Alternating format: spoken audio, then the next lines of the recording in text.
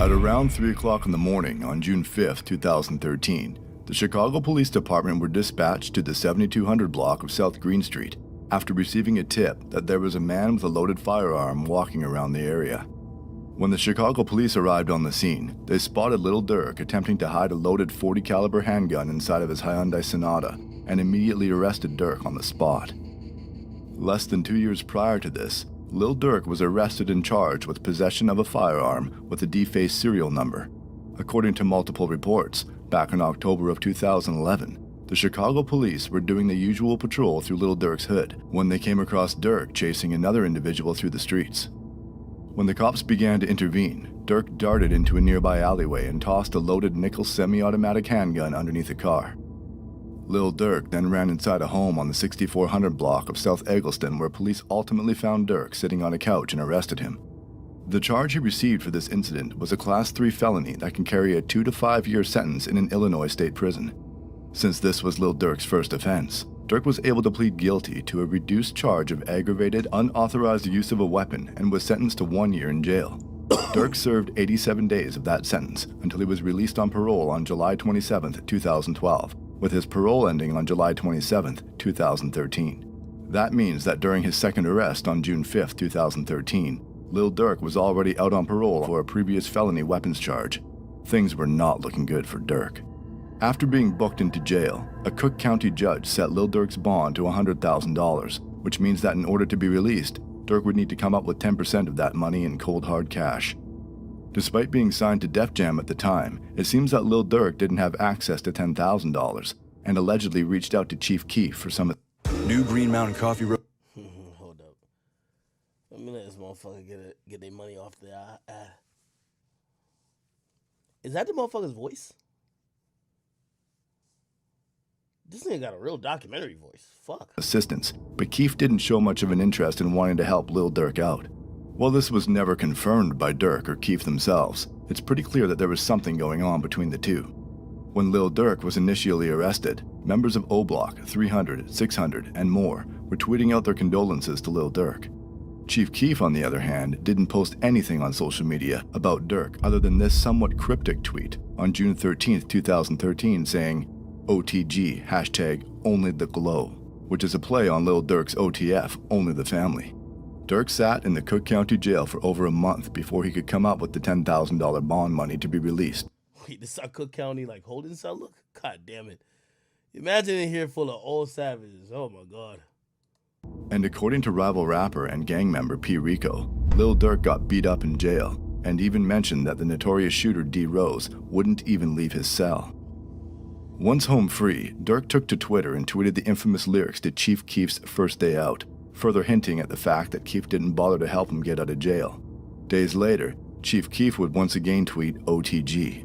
Lildurk would then proceed to go on somewhat of a rant on Twitter, starting out with shouting out Lil Reese and Fredo Santana for keeping it real with him. Then goes on to say that Chief Keef would have been killed if it wasn't for his affiliation with 300. Durk then states that he's better off beefing with the opposition and seems to banish Chief Keef from the block by saying, "Where are you going to spend it at? Because you can't come around here with it." 10 minutes later, Lildurk continues his rant by saying, "All the money but can't go get D-Rose? Laugh out loud. Bad enough he's on your ass already." He then tweets, "If you're squad, why didn't you get T-Slick or D-Rose? You got a bigger deal, right?" And then ends his rant with, "Warning, I'm not Soulja Boy. This shit can get ugly." Chief Keef soon fires back by tweeting, "Just bought a 2013 four-wheeler for $10,000, which was the exact amount of money needed to bond out Lildurk." Keef then goes on by saying he is O-Block and closes the conversation by saying he can't believe Lildurk was stunting for Twitter. Chief Keef would then find himself in various legal situations throughout the rest of 2013 and even ended off the year by being sentenced to 90 days in a rehab facility in Malibu, California. Upon being released from rehab, Keef returned home only to find O-Block requesting $7,500 in cash to bail out an incarcerated O-Block member by the name of Trey 5. Trey 5 was arrested on November 11, 2011 for aggravated battery and discharge of a firearm. He was being held in the Cook County Jail on a $250,000 bond and had been sitting in there for over 2 years at the time. O-Block claimed to already have around $18,000 for the bond, which is why they asked Chief Keef for $7,500. giving them $25,000 in total to bail out Tray 5. Keef made it seem like it was no big deal to give them the money, claiming he had just recently spent the same amount on shoes. But when asked to actually give them the money a week later, Chief Keef said he threw it all in the club and ended up not giving them a dime. This soon resulted in a situation that would change Chicago drill music forever. On March 26, 2014, Chief Keef was ordered to appear in a Chicago courtroom in regards to one of his many legal troubles at the time. While at court, members of O Block such as Boss Top and OJ, along with some THF 46 members, allegedly broke into a home in Northfield that was being rented by Chief Keef's former manager, Uncle Roe, and Keef himself. The group was armed and allegedly went through the entire house, stealing a wide variety of designer clothes, bags, and shoes.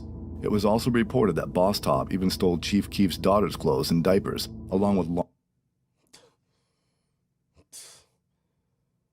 the diaper bandit. Fuck. I remember, yo, so quick story. Before me and Vaughn, like, we did the interview, like, Vaughn was like, yo, act, yo, he was like, nigga, you be knowing what's going on in Chicago. I'm like, Vaughn, what you talking about, man? And he'd be like, yo, and he said, yo, act, this Boss Top. I didn't even know how Boss Top looks. He said, this Boss Top back here. I said, what the fuck? Only thing I could think about Boss, I'm like, that's the nigga that stole all the motherfucking diapers out Chief Keef's crib. God damn, that nigga stole even detergent, deodorant. Now, I didn't know this part of the story. I'm gonna be honest with you. Like, I just thought that nigga was just down bad. I didn't know that, like, this sounds like they were stealing it because Keef wasn't about to pay somebody's bond. I thought that nigga was just a crackhead. I'm gonna be honest with you. laundry detergent and deodorant. While this was taking place, one of the That nigga sound like Mealy Mall. people inside the house, rumored to be Brandon Zerer, aka Twin City CEO, based off these tweets, called 911 and reported that there was an armed robbery at the home. Then, moments later, Chief Keef returned home from court where Boss Top would allegedly snatch Chief Keef's iconic Johnny Dang piece off his neck, while O-Block OJ would reportedly snatch GBE Capo's Jesus piece. This would escalate the situation to an entirely different level when a 33-year-old man and associate of Chief Keef by the name of Terrence Smith was unfortunately shot during this altercation. After the shots were fired, the group allegedly stole Chief Keef's silver 2010 Jeep Grand Cherokee and fled the scene. Chief Keef and the other Glow Gang members inside the house then rushed Terrence Smith to the hospital, where it was determined he would luckily survive his injuries. When questioned by authorities, nobody said a word, which resulted in no arrests being made, but officers in the Gang Enforcement Division released a document stating that the Black Disciples are having an internal conflict and listed 3 photos of the persons of interest in the situation, with one of the people being Tyree Davis, aka Boss Top. The official document stated, officers assigned... Yo, this nigga got a creepy music and everything. Damn, this nigga found the cutouts from the newspaper. This nigga good. Yo, Trap Geek, this nigga coming for you, boy. This nigga coming for you, boy. Trap Geek, get on your shit. This nigga coming. What's the other Chicago page? No, actually, that nigga's, I won't even call him the GOAT. That nigga, he looked like he doing the murders. Remember the nigga who I played his video and he just telling you who killing who? He was like, yeah, he clapped him then, he shot him then. That nigga telling you last words and everything. I'm like, and the Gang Enforcement Division have received information that an internal conflict has arisen among members of the Black Disciples. On March 26, 2014, there was an attempted murder and home invasion in Northfield, Illinois, in which Black Disciple Keith Cozart, aka Chief Keef's associate Terrence Smith, was shot. This incident is believed to be related to the internal conflict. A silver 2010 Jeep Grand Cherokee belonging to Cozart was reportedly stolen during the above incident. A possible offending vehicle is a gold or silver minivan, unknown make or model, with Tennessee license plates. The following factions of Black Disciples may experience internal discord: O-Block, Lamron, and Brick City 600. Chief Keef didn't say much publicly about the robbery until 3 months later when he released a series of tweets stating, "I clothed you, B, put money in your lint ball pockets. I tried to glow you up. See, it worked. You don't look dirty no more. I'm nothing like these guys, but we look alike. Way higher form and fashion, and I'm loyal. I was giving Lil Dirty folks clothes. And money. I'm talking hundreds.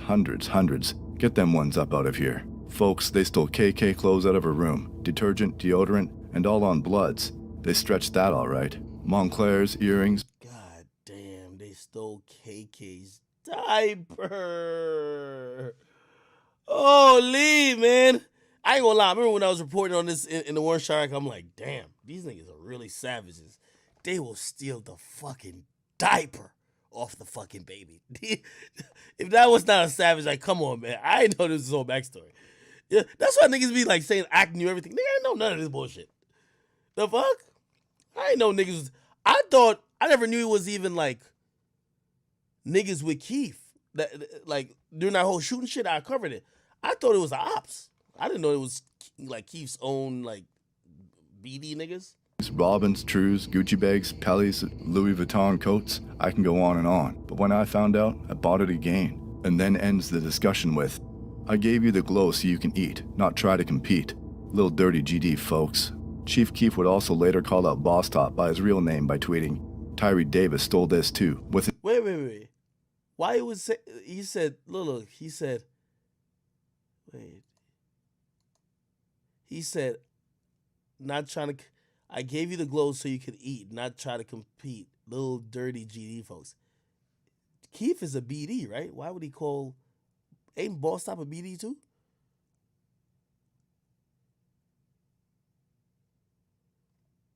Chat. I don't know. GD, folks. Chief Keef would also later call out Boss Top by his real name by tweeting, Tyree Davis stole this too, with an Instagram link to a now deleted photo. Keef would later do the same thing to his former go-to producer Young Chop by tweeting out, old stuff Tyree Pittman stole while I was in court one day, with another Instagram leak to a now deleted photo. Shortly after this revealing Twitter rant, Lil Durk and THF Basie would post a video to social media taunting Chief Keef and GBE Koppel by wearing Koppel's stolen chain, while posted up in front of a TV playing Chief Keef's Close That Door music video. At the end of the video, you can even see Lil Durk pointing to Chief Keef's chain on the TV and saying, we got that too.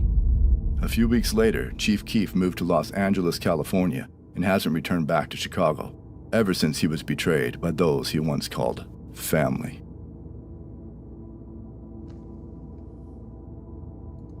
Wait, are they trying to say that Keef got ran out of Chicago? I'm gonna be honest, I never knew that Durk and Keef shit went that deep. I didn't know that Durk was taunting Keef over stolen shit like that. I'm gonna be honest, just off this, it looked like Durk was on some shit like, Keef, you soft. I don't know. Maybe Durk was a demon then. This video make it seem like, yo, like Keef is a whole victim. Like, I'm gonna be honest with you. This video make it seem like, yo, Durk was basically saying to Keef the whole time, like, nigga, you not built like that. You not real like me. Like, I'm a real nigga. Like, you folding under pressure. You don't get your niggas out. I'm more loyal. That's what it made it sound like. And maybe that would make sense. Somebody just said in the chat, Durk fed Sosa's block and Sosa didn't. Because ain't all them niggas who from O Block with Durk, like, Buka, what was his name? Muwap, Vaughn. You would imagine that they would be with Keef, right? I don't know.